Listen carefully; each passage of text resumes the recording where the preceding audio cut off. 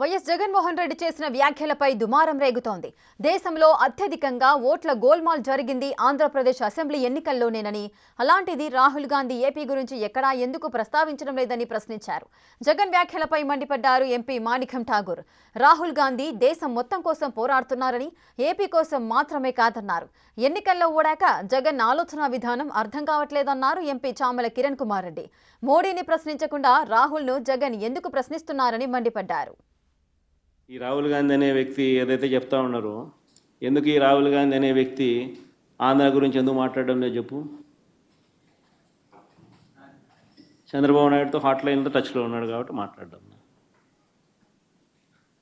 ఎందుకు Andhra in-charge national spokesperson మనిషివాడు మాణిక్యం ఠాకూరా అడేపొద్దన్న చంద్రబాబు నాయుడు గురించి మాట్లాడినాడా? లేకపోతే ప్రజాస్వామ్యాన్నిలో ఇంత కూని చేస్తా అంటే ఏమైనా క్వశ్చన్ చేసినాడా? మన గురించి నా గురించి మాట్లాడతారు. ఎందుకు చంద్రబాబు నాయుడు గురించి ఎందుకు మాట్లాడు? కారణం hot line Chandrababu Revanth Congress high command. Jaganmohan Reddy గారు ఫస్ట్ మీరు ఎన్నికలు ఓడిపోయిన తర్వాత మీ ఆలోచన విధానం ఏందో నాకు అర్థం కాలేదు.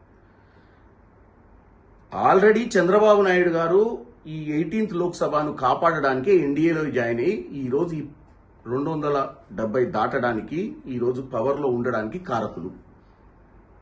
మీరు ఎవరినన్నా బ్లేమ్ చేస్తే, మీ రాష్ట్రంలో ఏమైనా తప్పులు జరిగి మీరు ఓడిపోవడానికి కారణమైతే ఎలక్షన్ కమిషన్ ఆఫ్ ఇండియా మీరు బ్లేమ్ చేయాల్సింది నరేందర్ మోడీని, అమిత్ షా గారిని.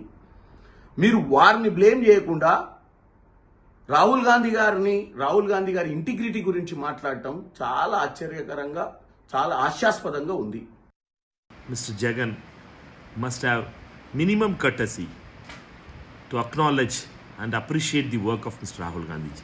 Instead finding fault and giving his own imaginary stories about Babu and other stories under this.